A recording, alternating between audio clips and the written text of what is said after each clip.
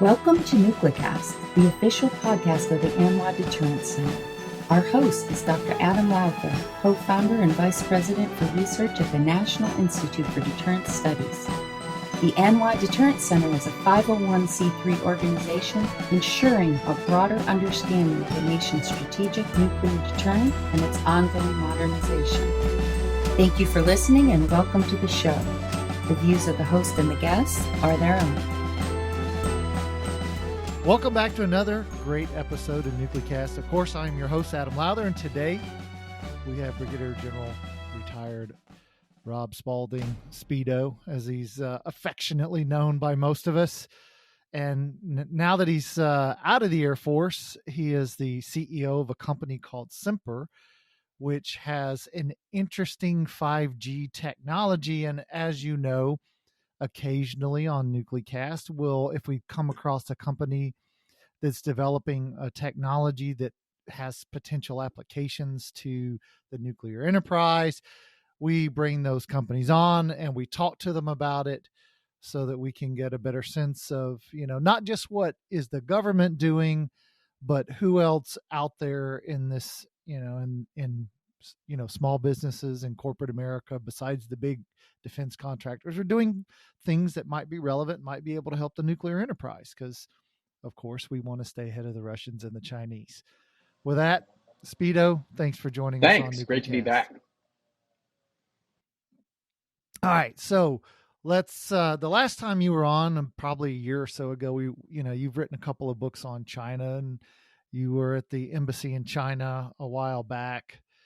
And, for those that don't know you, B-2 pilot, spoke the language and went from the National Security Council to China, and then came back, retired. And then, of course, now the CEO of this company that has this really unique 5G technology, because we think about what happens in a nuclear detonation, if we have the EMP attack, what would that mean for our ability to communicate?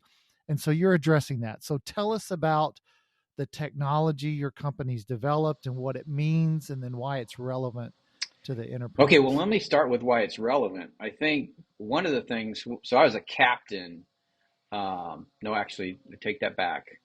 I was a lieutenant major, just becoming a lieutenant colonel when Hurricane Katrina happened. I don't know if you remember Hurricane Katrina, but I was at Whiteman and flying B-2s, and I looked at, if you remember, they actually flew C-17s to Iraq to pick up the Louisiana National Guard, take them out of combat, put them in C-17s, flew them back to New Orleans. And when they got on the ground, they interviewed the guys and they said, I don't see a difference between where I just left. That's how devolved New Orleans became in just a few days because of the loss of infrastructure. So one of the things that I became acutely aware of, here I am, I'm flying a nuclear powered bomber. Our comms are just fantastic, never going to go away because they're built that way. They're old, but they were highly survivable. But, and then I started to think, well, okay, we have this capability to provide the capability to fight through nuclear war. But if something like that happens, like where an EMP takes away the infrastructure, what happens to the rest of our society? And, just from a deterrent perspective, this is where EMP weapons, I think, have create a real problem for the United States, because it doesn't take a lot of them. And because once you lose that connectivity, then you have to worry about, is civil society going to devolve? And then if so, are the military forces actually going to be positioned and ready to fight outside our borders? Are we going to be so focused on just maintaining civil order in our own society? So from a deterrent perspective, I always felt that we just weren't thinking properly in that. I think during the Cold War, we thought about this. In other words, how do we maintain society going? And of course, we weren't all connected on cell phones at the time. And so now we're all connected on cell phones. Everybody, uses them for everything they do. And now all of a sudden the network goes away. What does that do to our society? And I think so when you're thinking about deterrence, there is both a deterrent in terms of we can have an offensive capability, but there's also a level of deterrence saying, hey, we're protected, we're hardened here at home.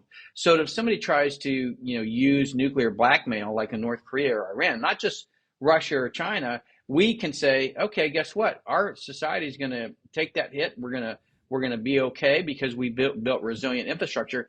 In the past, it was giant voice and AM radio, which back then everybody had an AM radio. Now nobody has an AM radio. They all have a cell phone, and we just did an announcement, across the nation on those cell phones, but the networks weren't built to survive. So that's what I think the relevance is really providing resiliency for the homeland. And that's where I come at this from. So, and I'll pause there because, that probably may spur some questions.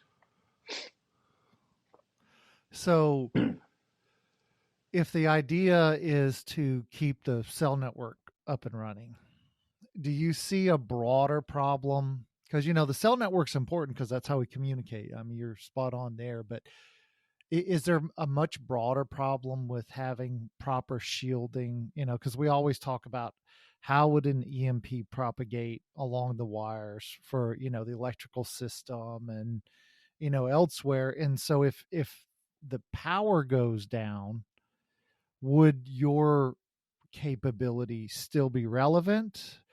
Or would it be dependent, or what would be the implications there? So let's start with the device end of that question. The devices survive EMP real well, and in fact, we've taken just about every device that we got out of Best Buy, we tested, and they survive an EMP as long as they're not plugged into the wall. If they're plugged into the wall, then you could potentially get a voltage spike in there and cause it to burn out. But if it's not plugged into the wall, it's going to survive that real fine, and it's going to continue to operate right through an EMP. Now let's go look at the infrastructure, which is not designed, in its current state to survive. The networks that the major carrier networks, those macro towers that they use to propagate that signal, they take years, sometimes up to 2 years, and millions of dollars to build. It's a really complex and complicated requirement. And because it takes so long and it's so complex to build, they want to pump as much power out of that as possible. So when you just take a look at the existing macro network that we have today, it would be completely infeasible from an affordability perspective for us to harden those. It's just too much. And we actually, as we started to work with the carriers, and we began to say, okay, this is not something that we can do. And what is something that is more practicable that we could do that actually would take advantage? And so the one thing that you realize in how we build the networks today, first of all, not only are they pumping out so much power, but they're highly centralized.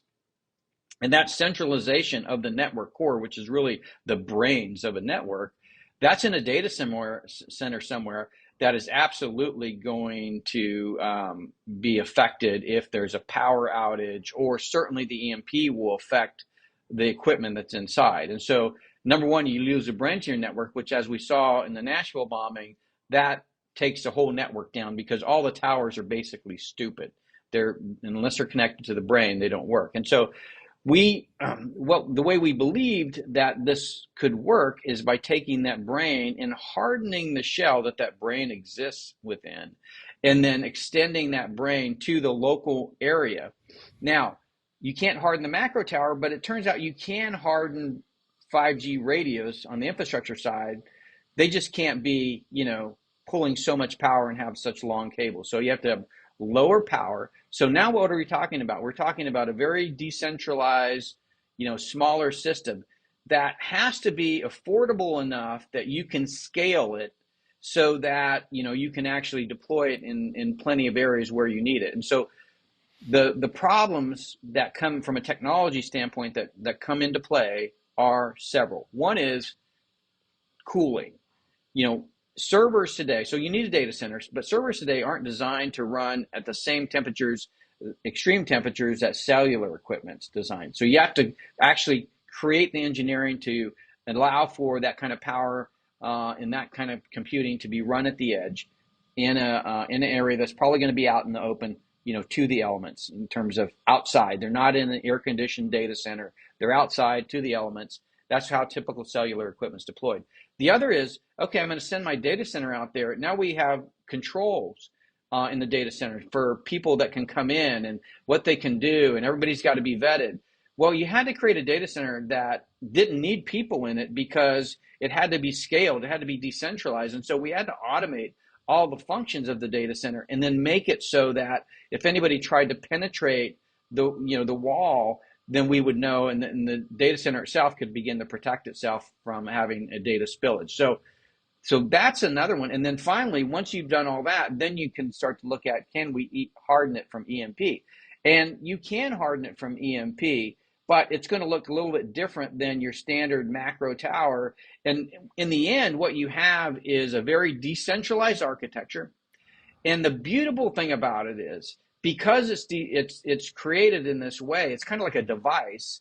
You can begin to plug that in at certain locations within your existing network and extend that resiliency to that existing network all the way up to, but not including EMP. So where the EMP hardening is required because you can't harden the macro tower, that's the radio that's within the node. So what you do is you basically have a smaller deployment that plugs into a macro tower, and in plugging into a macro tower, now you end up amplifying to hundreds of square miles.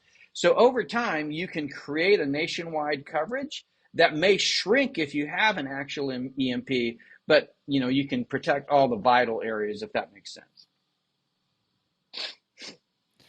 So I'm trying to envision exactly what you're talking about. Help me create a picture both for my own mind and for the listeners of, so I sort of conceptually understand what the SEMPRE technology does, but help me create a better mental image of what does it look like, and so it specifically plugs into towers.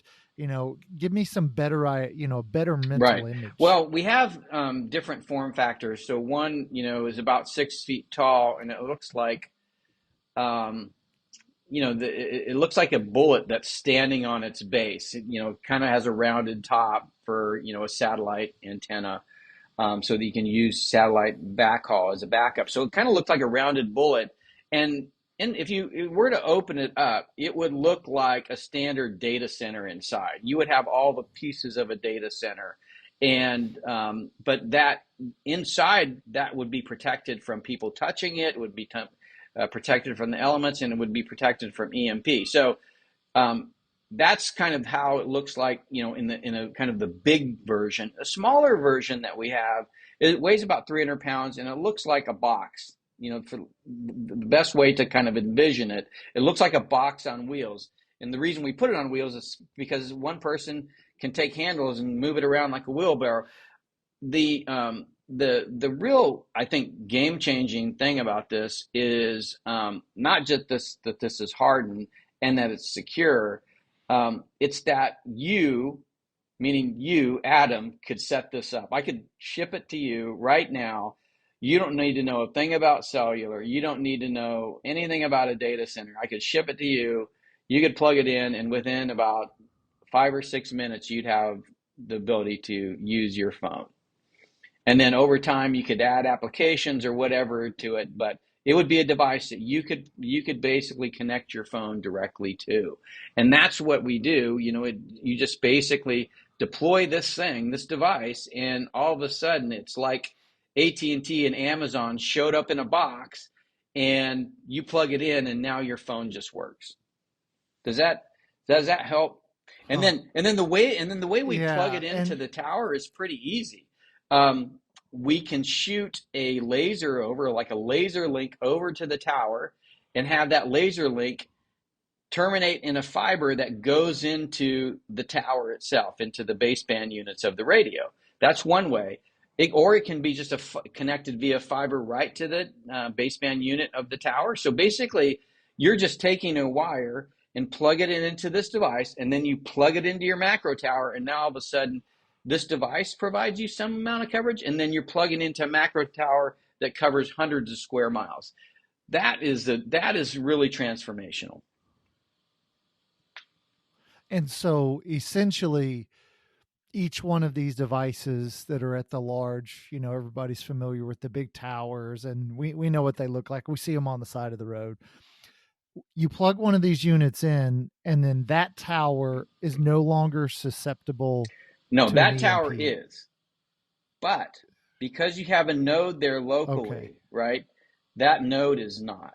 So think of it, you've got two umbrellas. You got a very big umbrella, and these are the carrier towers, and this is a smaller umbrella. So I basically gotcha. it takes away this big umbrella, but everywhere you have these things, you have smaller umbrellas, and you can put those over, and they go out about 3 miles. So say I'm going to put one in, a building, like for instance, for a community, you say, hey, we're going to put this at the town center, and we're going to cover the community. And then anywhere that you want to have survivability from EMP, you would put these things, and they're fairly inexpensive, so you can drop them in. What I'm saying is that for everything else, and this happened actually in a demo that we did at Whiteman Air Force Base with Northrop, somebody came in and cut the fiber to the base cellular infrastructure. So everybody's, phones went down, whether the T-Mobile, AT&T, Verizon, no phones were working. And the reason is somebody had dug up the fiber to those towers. So for something like that, our node will continue to give it the brains to keep that network operating. So that's the case where for everything but EMP, it's going to take all those macro towers out. There's no way to protect them. But for everything else, whether it be a natural disaster or some kind of attack or say it's a cyber attack, right? A cyber attack of that network. If that goes down, we can plug into that macro tower and power that macro tower locally. So it allows you to take, some smaller capability, plug it into a bigger capability, amplify that for everything except for EMP. Once EMP hits, the smaller device will work. The bigger macro tower obviously will be gone. Okay, so it's that time in the show where we have to take a quick break. But when we come back, tell me about how you think this, and I'm starting to see the relevance now, but tell me how you think this would be relevant, like, let's say, for example, at nuclear bases. So you're listening to NucleCast, and we'll be right back. This episode of NucleCast is brought to you by the AMLA Deterrence Center, whose mission is to educate Americans about the nuclear enterprise and strategic deterrence.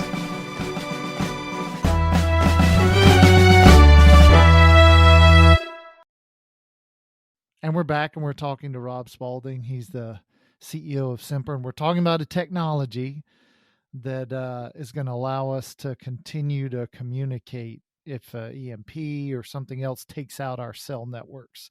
So, Rob, how is this relevant specifically to nuke bases? Well, as you know, Adam, interoperability is the big problem in DoD, and that's the same thing with nuclear forces. And so, how do you have the ability to communicate in the same ways that we do every single day, but still have that survivability and security? And that's really where SEMPRE nodes shine. So that ability to basically take what are the mission areas that you need to have capability, and those are where you deploy your devices.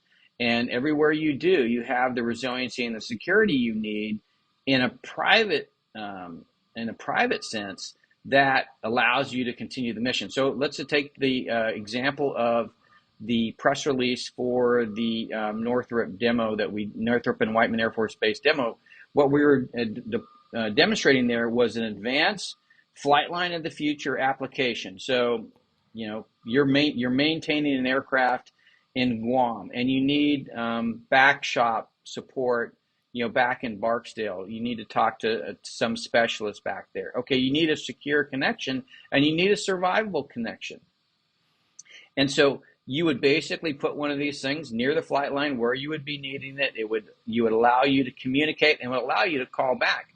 And I think more importantly, and this really gets to the interoperability, is because there's a little data center there, you can begin to integrate all of those existing communication systems that you currently have on the base, like a land mobile radio. So, everybody's using these walkie-talkies to do maintenance, and they don't have a way to take that walkie-talkie in Guam and talk to a guy on a walkie-talkie in Barksdale. But when they have these devices located there, they can come in to those devices, form a gateway, and then talk to each other securely and survivably through a modern 5G network. So what you're trying to do is you're creating a hub by which you can funnel traffic in from all of these legacy systems and allow you to interoperate with modern smartphones, modern tablets, modern laptops, all of this modern capability. And a lot of them, like the smartphones, are survivable for EMP. And so it really allows you to get up into where the nuclear forces are evolving at the speed of software.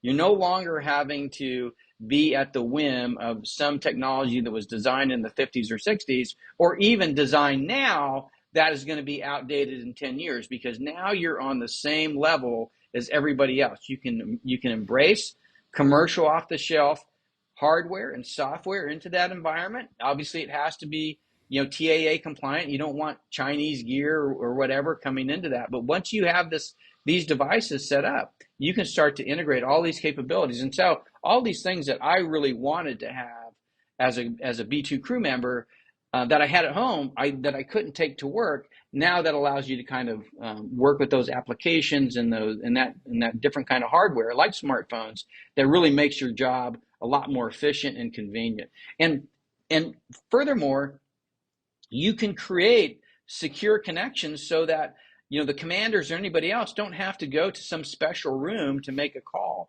They can actually use the network that they have and make secure calls, and they can make it over a network that's survivable.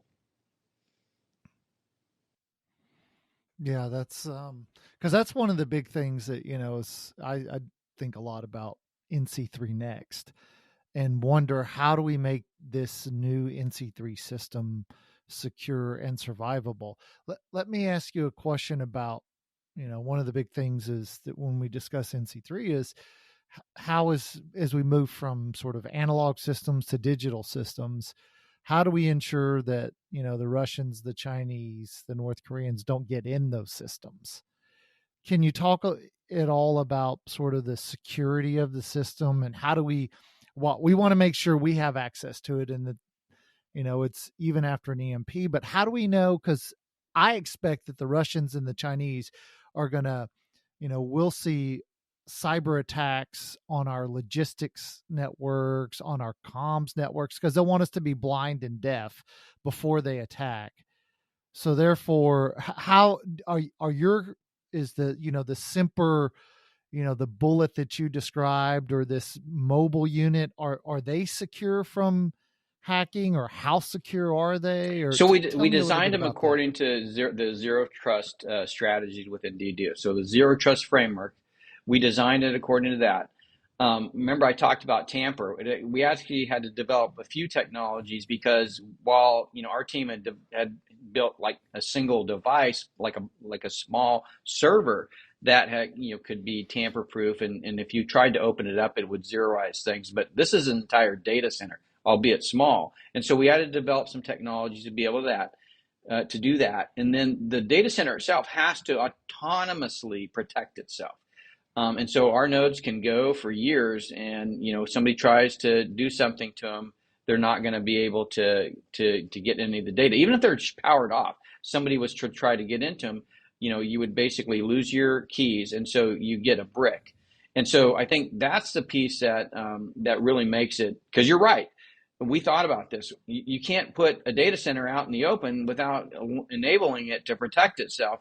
We actually even went so far as to look at, like, okay, we're out in the middle of Africa. What if somebody's just trying to steal things? Well, can we create active systems? So we do actually have designs for active systems, but most of the things that you're concerned about are, can you just protect the data if somebody tries to get into it? And so all of our nodes basically detect if somebody is trying to get in, and basically they take certain actions based on what the customer requirements. Do we need to zeroize it? Do we need to wipe drives? Do we need to destroy things? All these things are available to the customer. And I think the cool thing about this is we developed it not just for the military, but for everybody. And so within a couple of weeks, you're going to be able to order this thing off the internet. And yes, you can set it up. And it's at a price point that, because I was thinking about this. Okay, I want to protect DoD, and this is certainly something that they can begin to onboard. They're going to add features to it that are beyond what the standard customer, the commercial person would. But any business owner or any community leader or even some residents that just want, hey, I want to do this for my community. It's within reach now of not just Global Strike Command or Stratcom. It's within reach of the common person, and that's what was so important to us, to make this readily available. So I'm just curious. I know how much a generator costs. Oh, that's a good wait. So that question know. right there, I forgot to answer. So we deploy each of these with a EMP hard generator. So if the power does go out, it doesn't really good if you have a box and it doesn't work. So yeah. So it turns out, Adam, that there are actually some generators off the shelf that will survive an EMP. Probably. But you have to find out which ones are and have been tested. Yeah. And, unfortunately, that's not easy information to get a hold of. So how much is one? I'm personally curious how much. So I can't reveal the prices yet, but let's say that I'm fairly confident that for just not well under 10, and in some cases, probably under $5,000 a month, you can have one of these things and basically light up your community. Okay. I mean, maybe that's a future business opportunity. It's like a right, yeah, survivalist. Yeah. Well, I mean, thing, preppers are going to love this because, a lot of people may not have the means as a single person, but remember, this is not infrastructure for a person. This is infrastructure for a community. So a few people can come together, and I really think it's probably going to be more for first responders, right? Because first responders have the need to provide services. But whoever builds it, it doesn't matter if it's a first responder, if it's a nuclear base, or if it's the power company. Everybody can have access to it because it gives a survivable capability to all. Okay, so we're in that time of the show where Bob the Genie comes out, and as I rub his magic lamp, of course, he grants 3 wishes to all guests, but you can't wish for money or success or good looks or anything like that. So you got to wish for things related to our discussion. And so, Rob, let me ask you, what is your first wish? Well, I think the first wish is, why I started this company, and that is to protect, our citizens from these types of, failures, whether it be just somebody cutting the fiber or an EMP. I don't really care. Every time we watch a movie that has some kind of Armageddon feel to it, my wife ends up in tears, and I'm on Amazon ordering a road atlas so that I can figure out how to drive to, join up with our kids. So my goal is so that we don't have to live in that world. So my wish would be that we don't have to live in that type of world, that our communications are resilient and secure enough for whatever, our enemies or the environment throws at us, whether that be a solar flare or an EMP or, just somebody like the guy with a, RV that blew up the switching center in Nashville. We shouldn't have to suffer, and we shouldn't, mothers shouldn't have to worry about how they're going to call their kids. I mean, I think also, very, very a lot about the kids in Maui with the fire. So there's so many things that we have happen to us that where people's lives are at risk. Communications is the key thing to really provide the services, whether they be medical, whether they be first responders, and whether it be financial. And then securing the grid also requires networks that operate the software that allows them to balance the loads and keep the grid working if we have, say, some kind of event. So, and then protecting from cyber. So really, what our mission here at SEMPRE is really no different than my mission when I swore an oath in uniform, and that is to protect, support and defend the Constitution and protect the people of America, and by extension, all of our allies and partners. So that's my wish is to protect. Okay, so if that's wish number one, that's kind of your big overarching wish. Now let's get a little more specific with wish number two. Wish number two is, I would like Adam to have one of my nodes so that you could see how good it was, and then you would basically promote it on NucleCast as, I got the only survivable podcast in the world. Wouldn't that be something? I mean, that would be, that would be great marketing. The only survivable podcast in the world. Yeah, I'll have to ask Kim, the producer, if she can, make that happen, and that'll be our tagline is when Joe Rogan goes we're down, still going. We're still up and running. Then I'll finally eclipse his numbers. So, that'll be the great thing. Okay. That's a great idea. Kim, get on it. Let's make this happen. Okay. So your final wish number three. Well, I think in order to make, all of that come true, we have been working very, very closely with some of the carriers, the national carriers.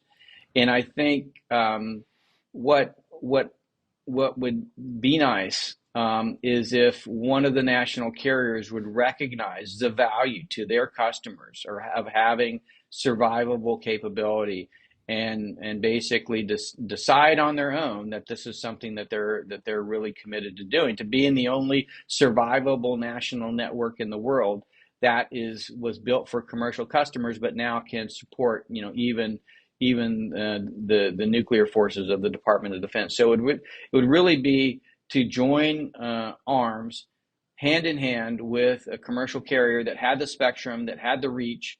We've been working a lot with T-Mobile Advanced Networking Solutions, and they've been very committed at trying to see if we can bring this this capability, this private / commercial capability, and I think we may be able to do that, and that would be, I think, would allow all the other things to just be icing on the cake. So let me ask one final question before we end the show.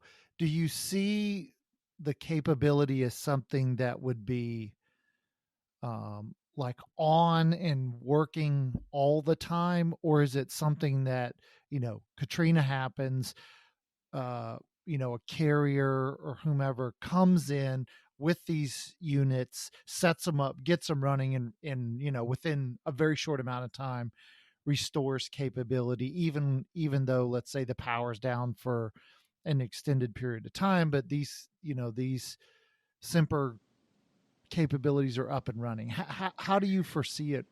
So absolutely not. I think resiliency means that it always keeps going, no matter what. It's not that you rush stuff in, after you've had a disaster to try to, and that's how some people define resiliency, not me, because you're losing lives, while you're waiting for that communication to get back up and running. So to that end, even in a natural disaster, it's really hard on networks. And one of the things that you see, so you're trying to figure out, how do I make this stuff go so it never quits? Our next version of the node, which is going to come out later this year, is a small box about the size of an Xbox, like a video game console. And it's powered by a single 4x8 solar panel.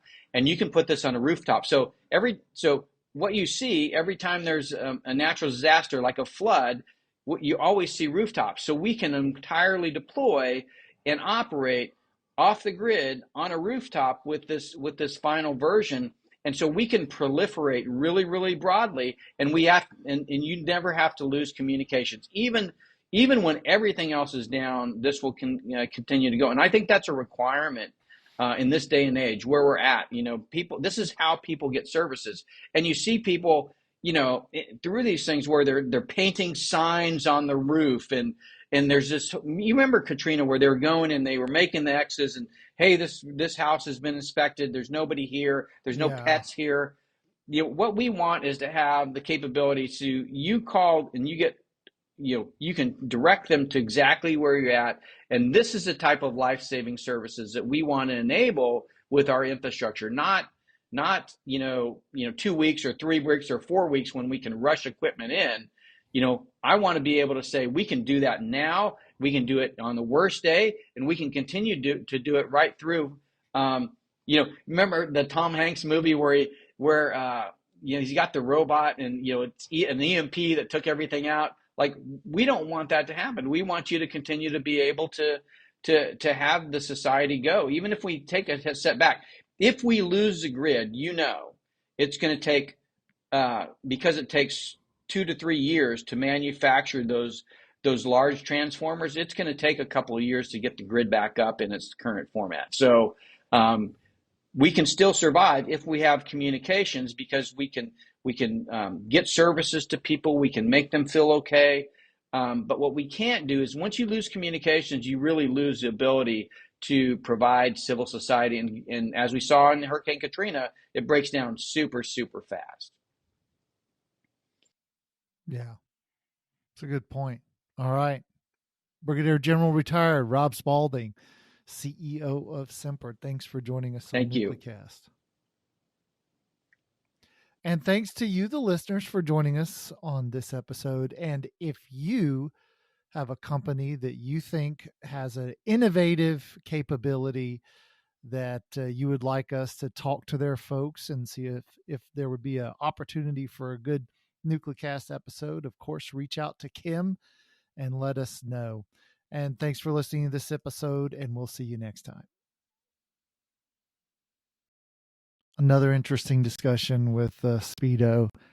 It's always good to have these small companies that are doing, we had Kodiak on, and we've had a couple others, and it's always good to see, small companies doing innovative things that can be helpful, because, when it comes to the whole SBIR process of companies getting involved with DoD, they can sort of get that first little bit of money, and then they get into this thing called the Valley of Death, where those longer contracts don't seem to happen. And then we have the potential to lose some really good, useful, innovative technologies that, would be helpful to DoD. So it's good to have them on, good to share what they're doing. And of course, hopefully maybe it'll spark you to send us another invite, send us somebody else, or maybe you're interested in what these folks have to offer. This has been a production of the ANWA Deterrence Center. Our executive producer is Kimberly Charrington, and this episode has been engineered and mixed by David Grunthal. Follow the show on LinkedIn, Facebook, and Twitter at NucleCast. Listen, follow, and review the show on Spotify, Apple Podcasts, Amazon Music, or wherever you listen to your favorite podcasts.